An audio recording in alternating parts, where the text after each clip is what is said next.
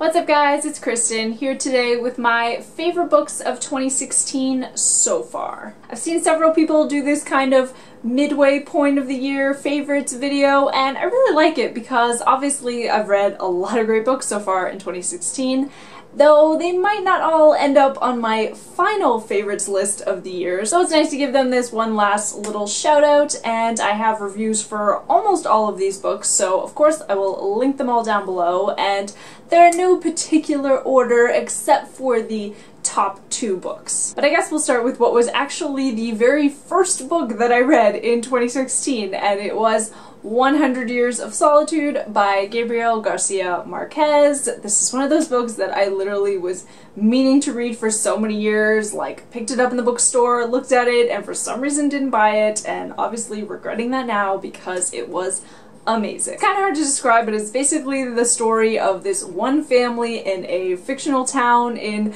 South America, and you're just following them through the generations. You don't really know where the story is heading, and it is like the epitome of magical realism. Of course, he is the master of it, and just the way he writes, where the whole book is like the exact same tone no matter what he's talking about, and even when the most bizarre things are happening, like people living for a couple hundred years or the whole town having a bout of amnesia, it's written about as if it's the most normal thing in the world, and of course the writing is absolutely gorgeous, so I just recommend this one to everybody. It's a classic for a reason. And next up is a book that I think I read in January, so I guess we are kind of going in chronological order, and it was Dead Mountain by Donnie, the untold true story of the Dyatlov Pass incident. This is a nonfiction book, of course, about a group of climbers in the Russian mountains in 1959 who all died. But when they were found, their tent had been ripped open. They were all found in different places about a mile away from the tent. Most of them weren't wearing shoes, they didn't have jackets on. This is in the Siberian mountains in the middle of winter, if you can even imagine something that cold. And of course they did a huge investigation at the time, but they could never figure out how they died. It was just that mysterious how they were found. And so the author decided to do his own little investigation, and he went to Russia and tried to like retrace their steps and go through all their journals. And it was really interesting what some of his findings were, and trying to see if you could figure out the mystery yourself.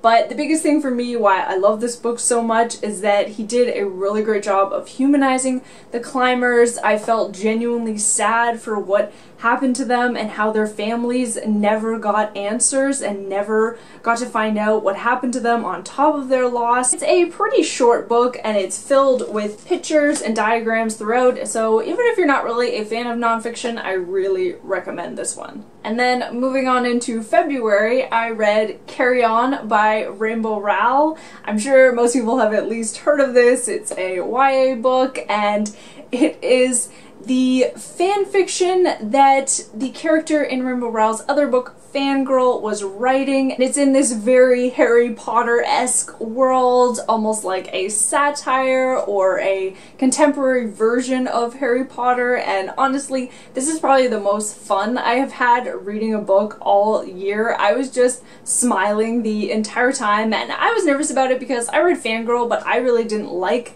these excerpts that were in the Fangirl book, but I absolutely love this, of course, and I just think it's a really interesting flip on the YA fantasy genre. And of course I love the LGBTQ themes in the book, and this now has one of my favorite literary couples. And another book that I've read this year that I absolutely loved, but it hit me so hard, it was Yeonmi Park's memoir, In Order to Live, a North Korean girl's journey to freedom. Of course, it is about her escape from North Korea, eventually to South Korea, and she's talked about this before and her life growing up in North Korea, but the thing that she never wanted to talk about, that she was embarrassed of, that she tried to keep a secret, was the fact that when she first escaped from North Korea, she actually went to China and she fell into the hands of human traffickers, and the worst atrocities imaginable happened to her, of course, but the whole story is just so inspiring, and reading it you feel like if she can get through all of these things, then maybe I can deal with the problems in my life. And this is one that I literally have started to push on every single person, no matter if they're a reader really or not. I think everybody should read her story. And the next book I have is actually a thriller, which I don't read a ton of, but I'm definitely getting more into the genre, and this book was very different from anyone that I've ever read, and it was You by Caroline Kepnes. I'm sure a lot of people have heard of this one by now, about a guy who stalks a girl that he wants to date, and it's told in a second person narration style where it feels like he is speaking to you, the reader, which just ups the creepiness factor by about a million. And I just felt like with this book, Caroline Kepnes just went for it. She just made the weirdest, creepiest book possible. And as I said in my review, I did have some problems with it. I felt like it was a little bit too long and repetitive,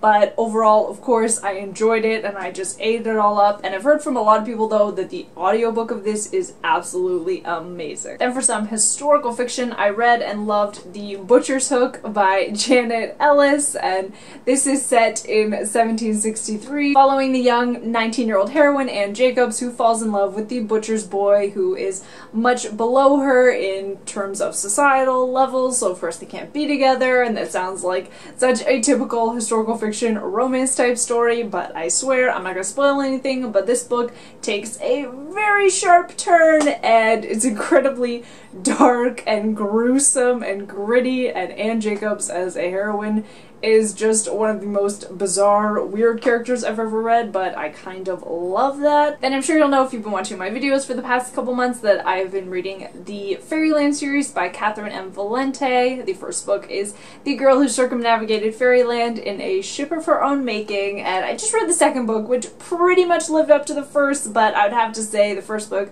was just a little bit higher in my books, and they're just absolutely gorgeous. And yes, they are middle grade novels, but I swear the writing is on the level of any literary fiction novel, and just the world that she creates of Fairyland, and the writing is kind of this over-the-top descriptive, but it works and it makes you feel like you are there, and it's just comfy, cozy, gorgeous, and I can't get enough of it. Then I absolutely loved the Gracekeepers by Kirsty Logan. This is a dystopian fantasy magical type book, kind of hard to describe. It is set sometime in the future when the world has been almost all covered by water, and so there is a deep division between those who live on land and those who live their lives at sea, and it follows the one character, North, who lives on the sea, and she is a part of a traveling circus. You get a lot of these night circus vibes thrown into it, which I am always excited about because I love that book so much, but then this is a little bit darker and grittier, and there's Scottish myths and folklore thrown in with it, and yeah, it's just gorgeous. And now we have my top 2 books so far of this year, and I can't really pick which one is number 1. They are really in a dead heat, but first I will talk about Bieryeo Rites by Hannah Kent. Again, if you watch my channel, I've probably mentioned it about a million times because I loved it so much, and it's weird because this is one of those books that I wanted to read it so badly, and I hyped it up in my mind like mad, which is usually a death sentence for the books that I read, but it went above and beyond. And I know I always talk about books having beautiful writing because that's one thing I'm really drawn to, but this book might be one of the most beautifully written books I have ever read. The way that Hannah Kent uses these metaphors and descriptions, she brings forth these images in such a unique way. Technically, it's historical fiction because it's based on a true story of the last woman to be executed in Iceland in the early 1800s, and the book starts after she has been convicted and she's been sent to stay with a family until her execution date can be announced. So you pretty much know how the book's gonna end right from the start, but you still feel like somehow it might change, that if you learn about her story and find out if maybe she didn't commit these crimes, that she'll be able to get off. And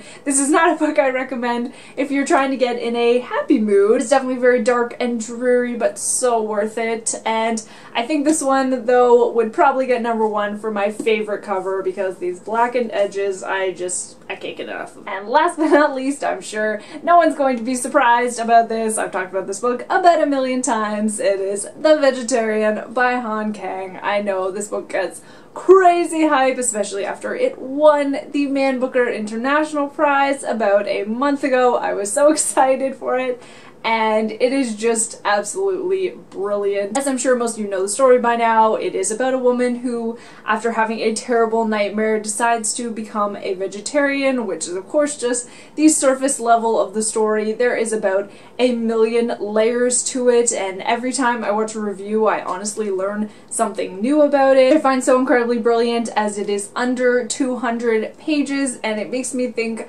of Salinger's writing and his short stories in particular, which are some of my favorite literary works of all time, and the way that he can write a 20-page story but make you feel like you know the entire backstory of every character and that there's so much going on in the background that you don't know about.